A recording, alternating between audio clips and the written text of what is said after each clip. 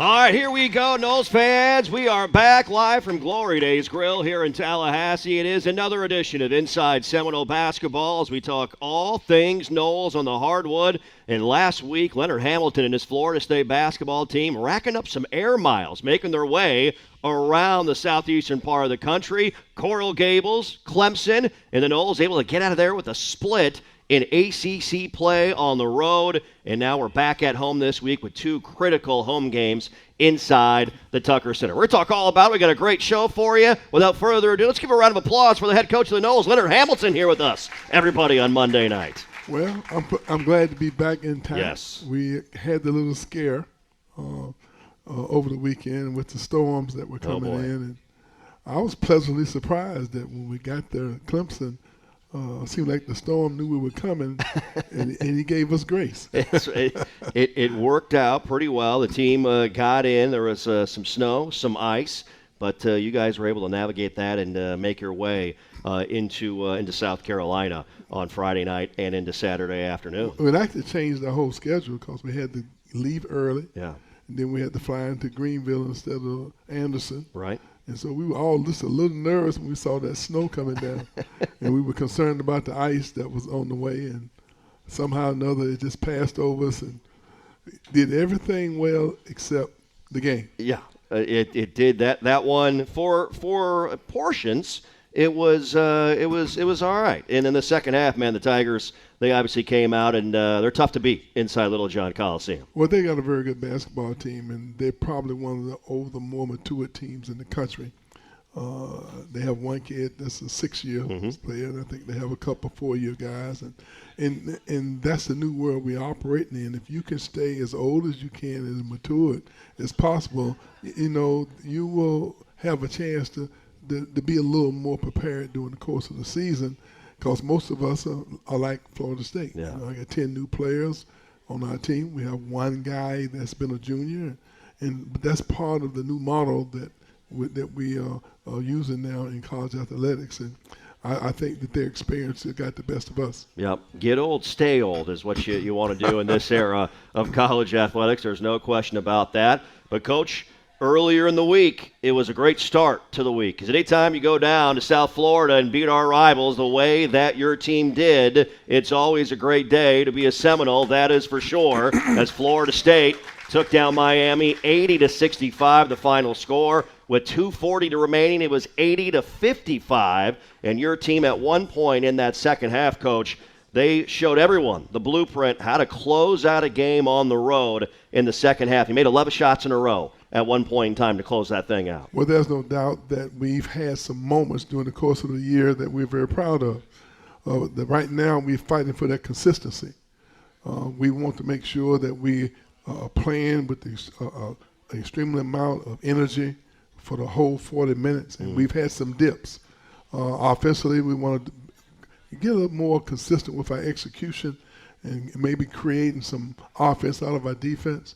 But I still think we're still fighting, and I like this team, and I think we're going to continue to keep improving. We had a little setback now during the Clemson game. Let's see, can we right the ship this week? Yep. Well, learning experiences for a team, for our guys, where you play back-to-back games on the road. In a lot of ways, obviously, you can look at them both as rivalry games in certain degrees with how it works geographically. What do you think the big learning items from both those games for your team were this past week? Well, there's no doubt we have to have better ball movement.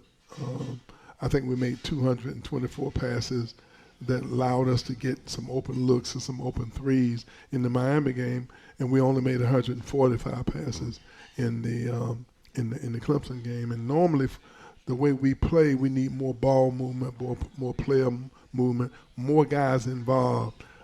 That's why we always use the term, we win by committee. And everybody being involved, everybody getting a touch, that means that they're more engaged. And we also need to do a better job of, once we get a stop, pushing the ball down the court and see can we get something easy, as opposed to walking the ball down the court and grinding it out all the time.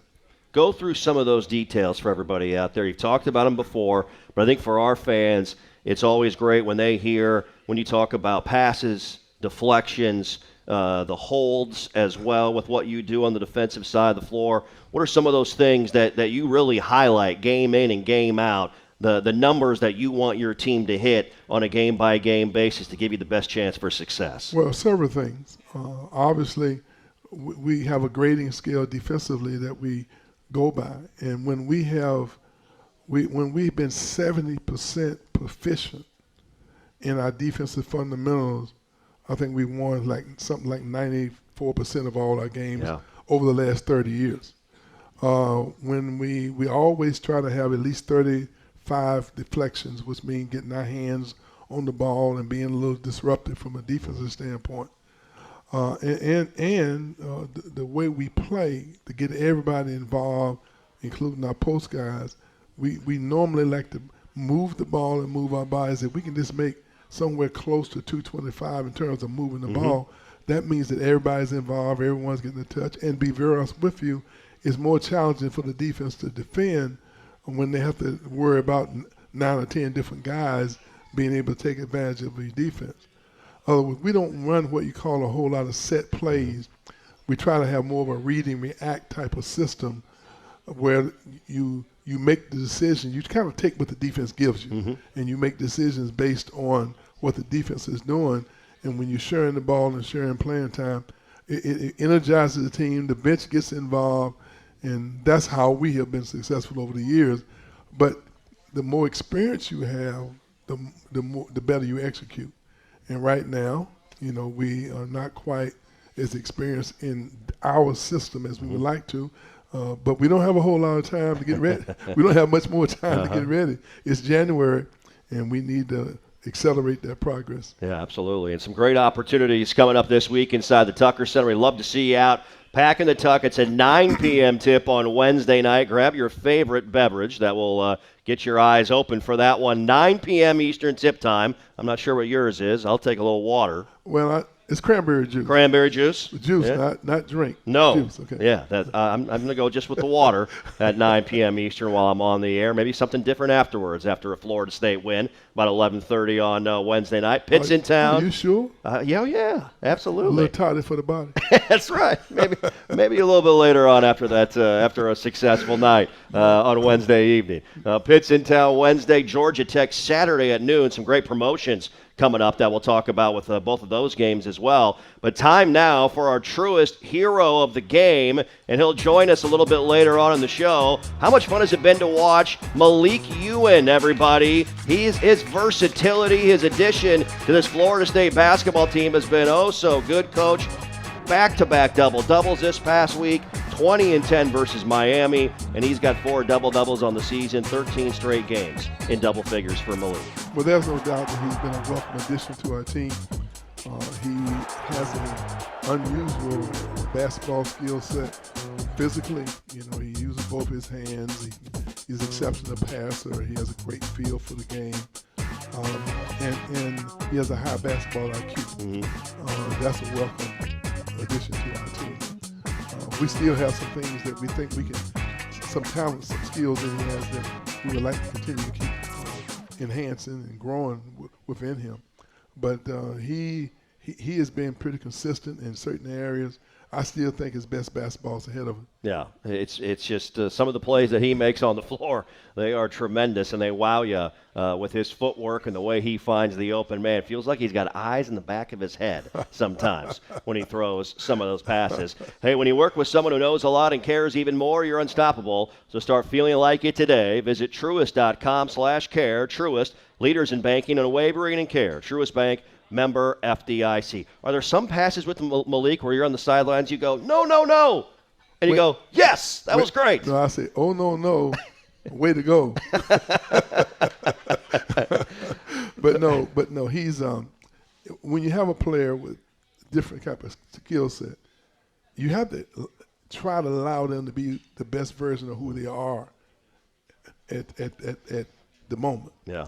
And then you try to work hard to get him more integrated into what the consistency that we need from him in our system, and we're moving in that direction where we've been accustomed to having a lot of big guys who catch lobs and Yeah. 2 feet in the paint. They make wedge layups, and that's kind of the way we've utilized them. Maybe they weren't quite as skilled as Malik. So what we have to do is utilize his skill set while we're trying to integrate what we need him to do to enhance our system and make us a little bit more consistent and cohesive. Yeah, absolutely. Just getting started here on Monday night live from Glory Days Grill in Tallahassee, as our program is brought to you in part by our friends at ABC 27. Get free local news and weather 24/7. Just search WTXL on your favorite streaming device and watch local news and weather on your time, and watch a re-air of Inside Seminole Basketball every Tuesday night at 7 p.m. here in Tallahassee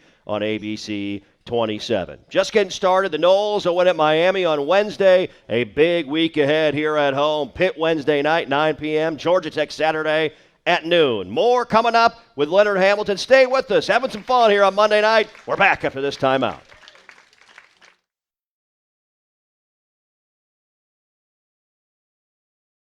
All right, we are back live from Glory Days Grill here in Tallahassee. Welcome back in to another edition of Inside Seminole Basketball with Leonard Hamilton. My name is Jeff Colhane. As the Noles split their road trip at Miami and Clemson last week, and we'll continue to look ahead here this week with some great opportunities with Pitt coming to town on Wednesday night and Georgia Tech in town inside the Tucker Center on Saturday. Coach, we talked about it a little bit in that first segment, but your guys' ability to share the basketball on the offensive end of the floor, when you do those things, you're a scary bunch. And everybody, how about our team on Wednesday night? 26 assists on a 32 made field goal night for Florida State on the offensive end of the floor, Coach.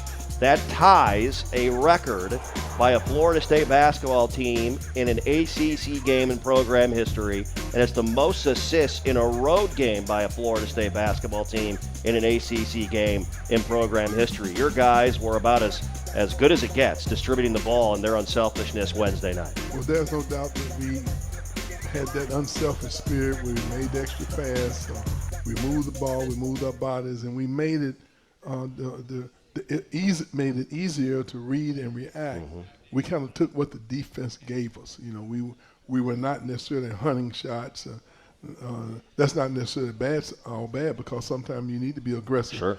But I think this moving the ball and allowing the game to come to us was a welcome sight. And when you have 26 assists on 32 made baskets, that means that we kind of know how to move the ball and create for each other.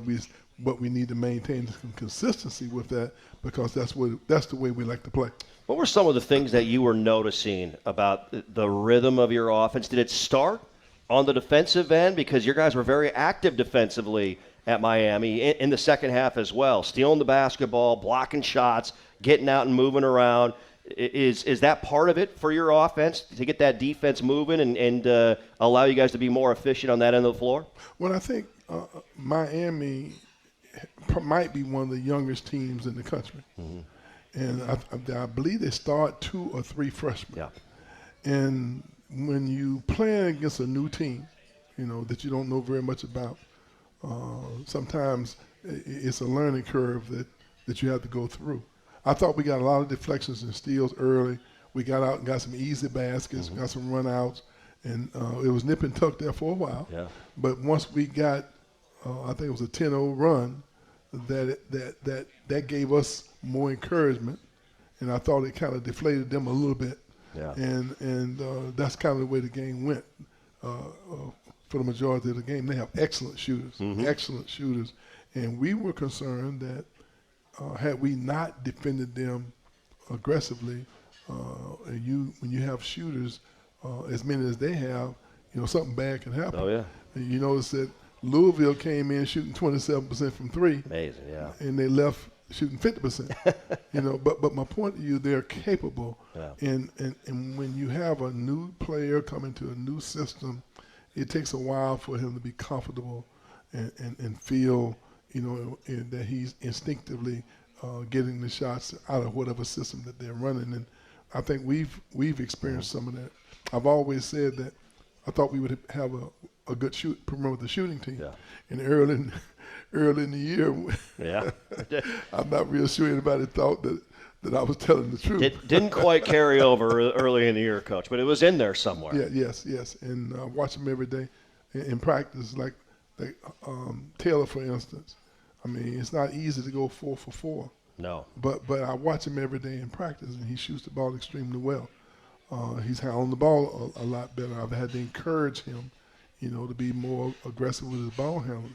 And so him being a sophomore, and us trying to keep him encouraged because he hadn't shot that well from the perimeter in games. But now with that encouragement, I think he's more confident. And I think you're going to see him. He might be still a little inconsistent. That's part of the growth process.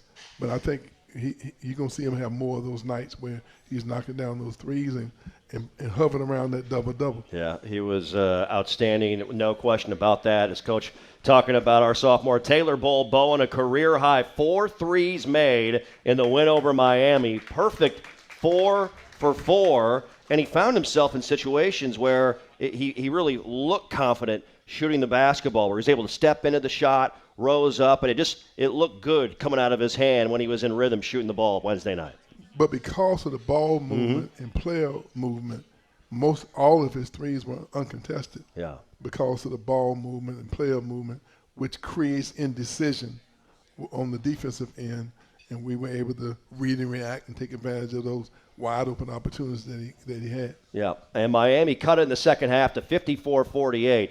As we talked about in segment 1, your guys would finish making their last 11 shots to the under 4 timeout to expand that lead and build it to 80-55. And everybody moved it, obviously. But one of those guys that has that it factor you've talked about is your freshman point guard, Daquan Davis. It seemed like Wednesday night with the ball in his hands, he had that look in his eye, Coach, where he was going to take things over. He was hitting the lobs to Malik and to Taylor. And how about a career-high 10 assists in that game for Daquan Davis? That does not happen very often. Tied for the second most assists in a game by a Seminole in the history of the Florida State-Miami series. Daquan with those 10 assists. Freshmen don't do that very often. I'll tell you that right now, Coach. Well, I've said all along that there's something called the it factor, and he has that it factor that you really can't really put your finger on it, but he comes ready. He has a different focus. He has a high IQ, and he's not afraid of making a mistake. If he makes a mistake, this rolls right off him. He's on to the next play. And that's a matured, different kind of mindset for a freshman. You have some guys and some juniors and seniors that if they miss a couple of shots, you think you're going to have to call Dr. Field and lay him on the couch. But that's human nature. Yeah. He believes in himself to the point where if I make a mistake, that's part of it. Let me learn from it and move on. And he's ready for every practice. He has a matured mindset about the game of basketball. Does he remind you of any of your point guards at a young age with his maturity, or is he unique in that way with some of the players that you've coached throughout your Hall of Fame career? Well, I've had an awful lot of guys. Yes, you have. That had that level of maturity.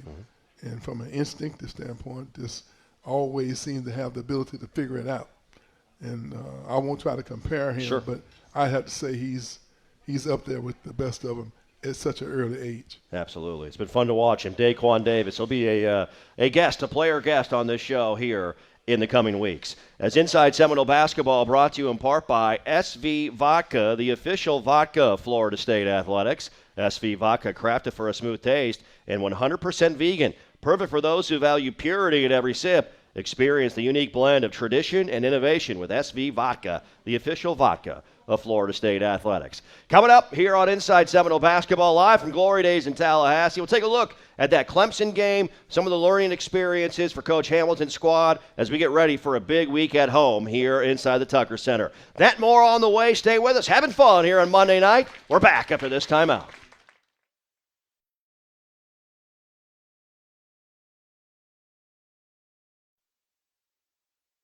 All right, we are back on Monday night here with the head coach, Leonard Hamilton, Hall of Famer. And we were just talking during the break, Coach, 6 wins away from 200 in ACC regular season games.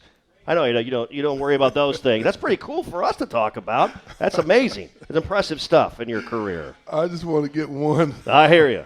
I hear you. I'll be very happy. That's right. That's right. And so our program is brought to you in part by Seminole Boosters. Did you know that FSU Athletics is self-supported, is not funded by tax dollars? Because of this, we rely on fans to join Seminole Boosters so your teams have the best possible chance to achieve success on and off the court. Seminole Booster membership starts at $5 per month and comes with great membership benefits. Go online to SeminoleBoosters.com to learn more or join. That's SeminoleBoosters.com. We got some opportunities this week to grab some wins. I know that with Pitt and Georgia Tech here coming up. You learn from every game you play, wins and losses. Saturday, you go on the road to Clemson, and that's a tough place to play for anybody, and it's a good basketball team, as you talked about in segment number 1. As you think back through it and think about the game overall, what are some of the things that come to mind right away from you that you take away for learning experience for your basketball team? Well, you're always disappointed when you don't play well. And I didn't feel that we connected in what we had been working on very well. Yeah. I thought that we could be a much better defensive team, and I was very disappointed in how we performed on the defensive end.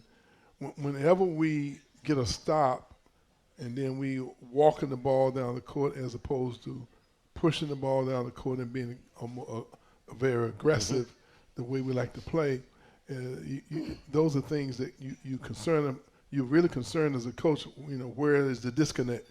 Yeah. We like to be a team that's extremely aggressive on both ends. And I thought we were somewhat tentative on the offensive side, and I thought we could be a little bit more aggressive on the defensive side. However, there's no doubt that Clemson's a really good perimeter shooting team. They are. But you can say that just about every team you play. Sure. Everyone's going to be good.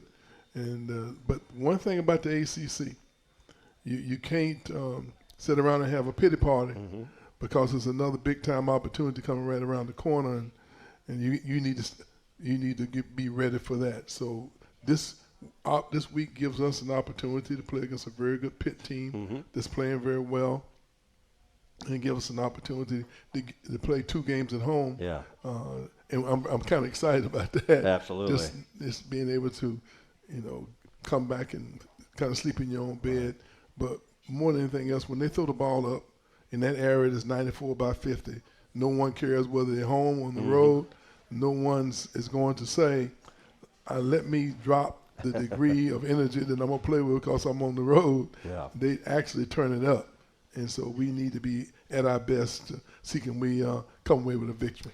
Definitely a raucous environment at Clemson on Saturday, and your sellout crowd, as it was alumni weekend as well for Clemson basketball. One of our guys, I thought, one of our newcomers that performed admirably, very well on the offensive end especially, was Jerry Dang, Coach. And that's a guy that I know you really like the way he shoots the basketball, the way it comes out of his hands. Double figures for Jerry coming off the bench. He had 11 points in that game on Saturday. But in order for us to be able to take advantage of his skill set, we need to have better ball movement. Very seldom you will see a person consistently making shots from the perimeter off the dribble. Most of the time it's off the pass. And so a guy like him who shoots the ball as accurate as he does on a consistent basis, he needs to have a team and a system that creates those open looks for him. Same thing with JT, Justin Thomas. I mean, he really, really is a very good perimeter shooter. Yeah. But in order for those guys to get those looks, we have to move the ball and create them for them.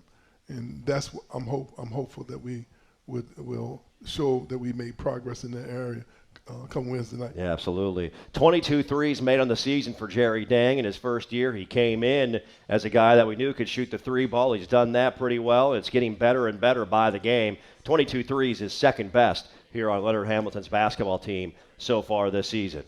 You ready for the fan question next segment? Oh, yeah. Yeah. What's the line? If you don't got to get, what is it? If you stay ready, There you it have is. to get ready. That's right. There it is. That's a Leonard Ham staple right there, ladies and gentlemen. Coming up, he's in the hot seat. We'll have a fan question from the crowd, live from Glory Days Grill in Tallahassee. More to come here on a Monday night, and we'll be back after this timeout.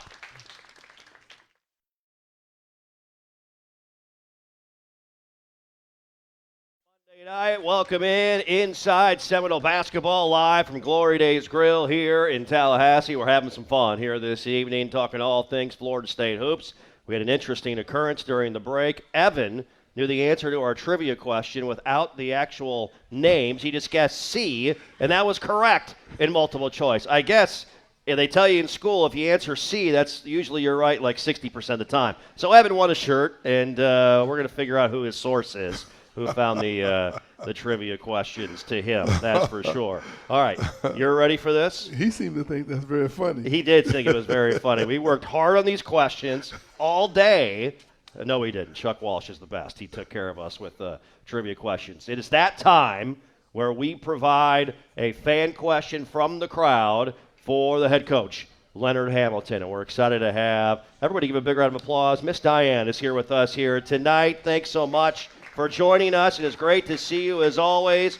You have a question for Coach. Feel free. Go ahead. Yes. Well, I have, it's a twofold question. Two-part question, Coach. Get ready. Okay, number one, when you go out to California next week, are you going to switch your lineup from what you've been starting? I'm laughing because I never really even get too far ahead of myself. That's kind of one of my little quirkish habits. And I got to talk about what's going on in California. Diane, he's just laughing because we're going to play basketball in California next week in the ACC. That's what he's chuckling about. No, but seriously, I don't see any need at the moment to shuffle the lineup. If you notice, we try to get a rotation that allow our guys to be on the court with high energy. Other words, we start a game. It's hard to play the way we want to play and play more than 5 minutes without needing a rest. Now, we've gone 6 and 7 minutes more this year than we ever have. We like to keep people fresh. And then once we get into a comfortable rotation that we think works for us as it relates to the talent that we have, we kind of like to get into that groove where everyone kind of knows their role. But we're still a team of a lot of new guys. And so Boston was starting, Halt was starting, and then he had an injury. And I very seldom ever allow a kid to get beat out for a position if he has an injury. Daquan just played so well, and it seemed as though the rotation was working, that we kind of stuck with that, and it wasn't something that we thought was unfair to Boston. It's just that he actually had another injury and kind of set him back a little bit with another ankle turn, so it worked out that way. We need to get Christian Nitu a little bit more into the rotation. We think he's coming. It's hard to play 11 guys, but I think we need to try to find a way to get him on the court because I think he deserves it because he's talented enough, I think, to help us. But, you get caught up in the game and you go with your most experienced players. But I doubt very seriously if I'll be changing a lineup just because we're going to California. Now, we're not going anywhere near the fire, are we? No, you're not. No, you're not, thankfully. See, I read something that there's going to be 100 miles an hour wind. Man, I hope not. Wow. Tragic stuff out there in Southern California, wow. Los Angeles. I keep those people in our prayers. Yeah. Yes. Absolutely. What's the second part of the Second question. Okay, the second question is, do you always have a set whether you're going to play man-to-man or zone, or it depends on who you're playing, how you start out? Well, we normally stick with our man-to-man. You probably don't know, we've led the nation in field goal percentage defense about 3 times. and we've been ranked in the top 20 several times. There's been only 2 programs in the history of college basketball to go three times in a row of winning the defensive award. That's Wyoming and Georgetown. And when we won the championship in 2012, we had led the nation in field goal percentage defense 2 times in a row. And we wanted to try to come back that 3rd time, but that's very difficult. So we hang our hat, but we do work on zone in case we need it at some point in time. But our man-to-man defense has been so good to us that we don't change that much, but we do work on it just in case we might need to change the rhythm of the game sometime. There we go. And by the way, she's always here. Yes, she is. I don't think we've ever. She's fantastic. We've ever had a show that she wasn't a part of. No, let's give her a round of applause. Thank you very so much much, for your Diane. support. Thank you so much. We appreciate you. You just leave it right there, actually. You just leave it on the table. That's great. Give it up for Diane, everybody. She's fantastic. Our extra point gals, we appreciate them so much for being a part of the show. And the great questions right there. I thought zone was a 4-letter word. You didn't like. Oh, my goodness. Why are you saying such terrible comments you're making about me? Man-to-man. It's the man-to-man defense. If you came out in zone, I might fall over and keel over. If you came out with a zone defense one day. Well, we do work on it. Oh, I know. And actually, we have worked on it some during the summer. What we're trying to accomplish on the floor is very similar to some zone. Mm-hmm. And what we do, we have man-to-man principles, though, with some zone tendencies. Yep, absolutely. Hope I got that right. You did get that right. That was very good. Coming up next, ladies and gentlemen, can't wait. Malik Ewan is in the house. He's been a star for this Florida State basketball team. Stay with us. More to come. We're back after this timeout.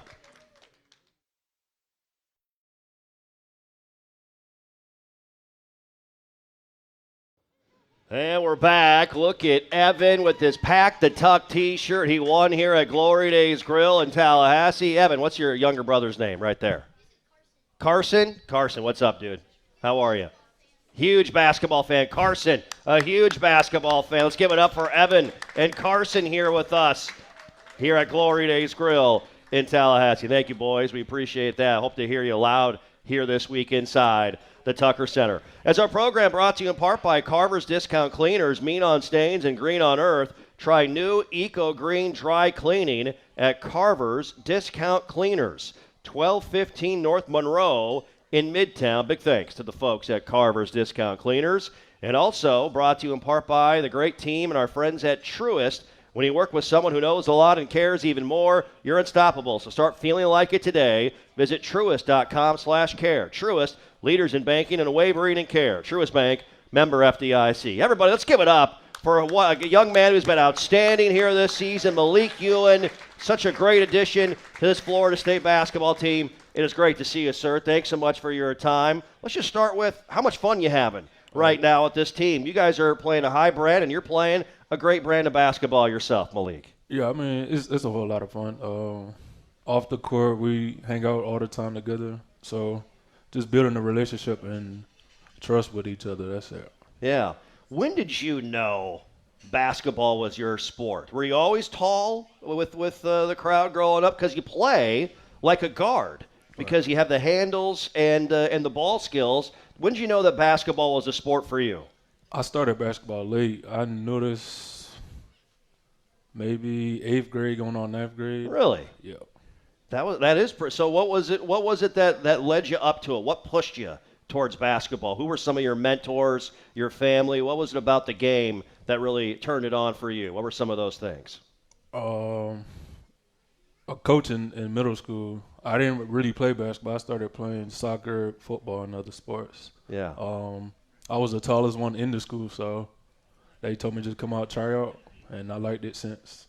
It worked out pretty well, I would say, right? Yes, sir. Sir. It's worked out A-okay for you. There's no doubt about that. Well, last season you're at South Plains Junior College. Malik was the Junior College Player of the Year in the entire country a year ago, and man, we're fired up. He's wearing the garnet and gold right now. where'd you feel like you grew the most last season? How was that experience big for you, Malik, in getting you to Florida State? It was big. Just really the pace. The pace was the biggest thing, and just growing every day, getting better every day was the main thing. Yeah, no doubt about it. Talk about your recruitment a little bit. When the coaching staff reached out to you, some of the things that attracted you to Florida State right away as you started to learn about Seminole basketball. Coach Nick was the first one to reach out. Big shout out to him. Appreciate you. Really just I built a relationship with the coaches, Coach Ham. Being in his office when I came on my visit, I was in there maybe 4 hours just talking about everything. Like, it was everything we talked about. And I felt that relationship and that bond. Absolutely. Well, we're going to play some highlights here. One of the things that I remember you told me early on that you like doing the most is passing. And here are some of these highlights. You take a look on the screen of you as a passer. And Malik Ewan, they see the big outlet down the floor to Daquan Davis. As a big man, is one of the best passers you'll ever see. It's like you got eyes in the back of your head, Malik, when you pass the basketball. What is it about this part of the game that fires you up? How did you kind of learn the feel of passing the ball as a big man overall? Because it's so good. It's really impressive. When I started playing ball, 8th grade, I used to just throw it at certain spots at my house, like on top of the roof, just doing stuff like that and throwing it in the tires, and that what made me become a good passer. Yeah, you had one at Clemson. You had a little no-look behind the back pass on Saturday. That's got to be one you work on quite a bit, I would imagine, at the house, right? Yes, sir. Because you found our guy open and he knocked down a big shot. There's no doubt about that. Well, you got big games this week, obviously. Pitt Wednesday night. That's a great opportunity. Georgia Tech on Saturday afternoon. What's it been like playing inside the Tucker Center, and how can the fans have an impact on this game coming up this weekend? Oh, it's great. I mean, I think the fans is great, just having that atmosphere at home. And just getting a win, really. Absolutely. Well, I tell you what, it's been a blast watching you play. Your creativity, your versatility, your footwork is so impressive, and we're looking forward to watching you again here down the road. Thank you so much for your time. There you go. Please give it up to Malik Ewan, everybody. He's an All-ACC candidate here this season, one of the more exciting big men in all the ACC in college basketball. Coming up, Leonard Hamilton will rejoin us as we look forward to this week at home inside the Tucker Center. Back with more after this timeout.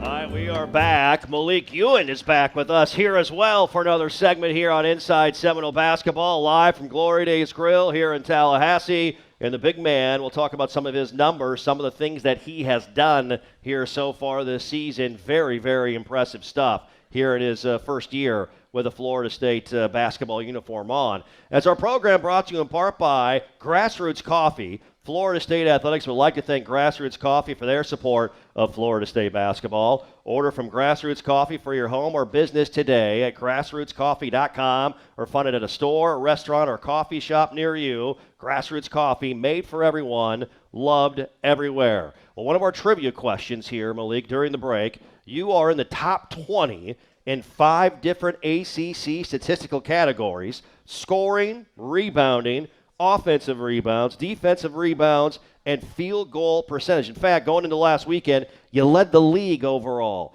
in field goal percentage. Got to take me through. We talked about your passing, but when you got the ball in your hands, especially when you're starting to back a guy down, kind of walk me through it. What are you looking for? What are you trying to diagnose, and what are you kind of feeling with a defender out there? Walk us through your headspace in that area. First thing I'm looking for is to see if the double team coming. Yeah. If it's not, I look to see if I can skip it. If not there, I keep backing it down until I see how he guarded me, and I make the move then. How do you feel? Because when I'm watching you, it always seems like you feel the defender on your either your shoulder or your side, because you're doing a great job with your footwork, you're spinning. Kind of take us through that, because you're unbelievable at getting your way around the baseline and working around a defender. How does that work from that standpoint, one-on-one for you? Oh, it just really worked. Just seeing where he put his arm on me, and just the angle that he's guarding me at. Yeah, this team, our squad, with the way we move the ball, Coach talks about all the time. moving the basketball and getting it side to side overall. We saw that in the win over Miami, especially in the second half. We had 26 assists on 32 made shots in that win over Miami on Wednesday night. Kind of walk me through that offensive mentality. When you guys are moving the ball, man, it's a thing of beauty. Take me through that second half at Miami, especially with how good you guys were on the offensive end of the floor. The main thing was just spacing the floor. Once we had this floor space, set ball screens, roll, throw lobs, or if it's not there, we skip pass. Just a bunch of different things we could do. Yep. 10 newcomers on this squad. You're one of the leaders on this team, obviously. How would you describe to people how everything's really come together with so many new guys together on this team so far this season? I feel like it's coming together great. Like I told you earlier, the bond and relationship that we all made off the court is bringing it on the court, and it shows. Yep, absolutely. All right, Pitt's in town on a Wednesday night. Let's talk about Pitt. This is a great opportunity. They're one of the top teams in the ACC. It's the next game. Kind of walk me through that and what you think of the challenge on Wednesday night, Malik. I think it'll be a great challenge, a great and big challenge. Playing them at home, having the advantage of them playing at home. Yeah.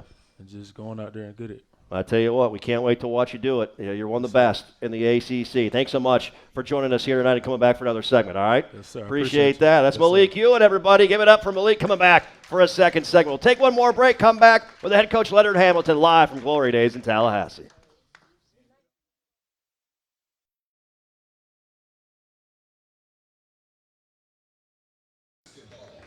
All right, back one final time. Glory Days Grill here with the head coach Leonard Hamilton each and every Monday night, 7 to 8 p.m. Stop on in for an all-star selection of food, drinks, and to hear from Florida State basketball players and staff. We're on the road next week, so it'll be Florida State women's basketball. Brooke Wyckoff and company will be here with us next Monday night, 7 to 8 p.m. How about some Scott and Wallace keys to success this week? It starts with Pitt coach Wednesday night. Give me a couple keys. What do you think? Well, they do a very good job of attacking you one-on-one. They do a lot of they isolate a lot. We're going to make sure we contain the dribble while contesting their shots. They have a well-balanced team. They score a lot of points, and they kind of fit with each other. You know, they have some veterans returning that have been around for a while, so they're not going to make very many mistakes. So if they're going to make mistakes, we're going to have to force them to make mistakes. If they're going to miss shots, we're going to have to make them miss. They're a good basketball team. They're off to a good start, and we know we need to be at our very best in order for us to be successful. Yep. Coach, thanks so much for your time. Always great seeing you. Great crowd here tonight, huh? Great crowd. There we go. We'll see you on Wednesday night. All right, thank you. There you go. It's the head coach, Leonard Hamilton. My name is Jeff Colhane. Keys to Success brought to you by Scott and Wallace, the official injury lawyers of Florida State Athletics. That'll do it tonight. See you Wednesday night inside the Tuck. Florida State and Pitt. Have a great night, everybody, and go Noles.